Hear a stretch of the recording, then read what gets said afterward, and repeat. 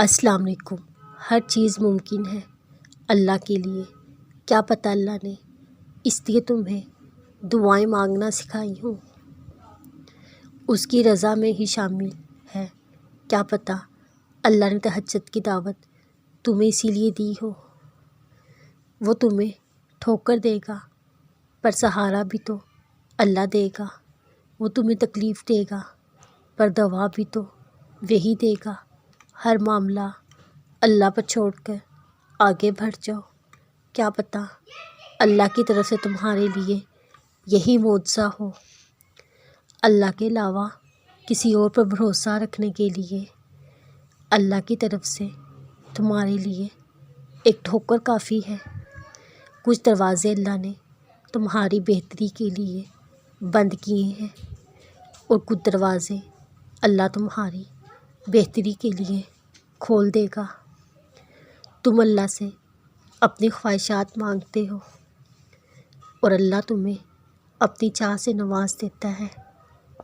ہوتا وہی ہے جو اللہ چاہتا ہے اور ہوگا وہی جو اللہ چاہے گا۔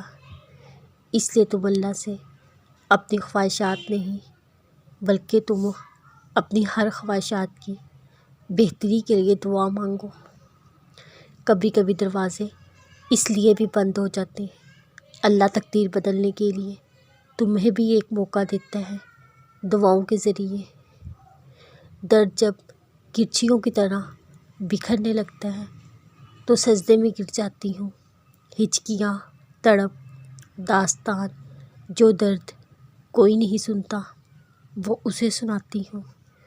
امید بھری آنکھوں کے ساتھ آسمان کو تکتی ہوں، پھر تکتے تکتے اس کی محبت میں کھو جاتی ہوں۔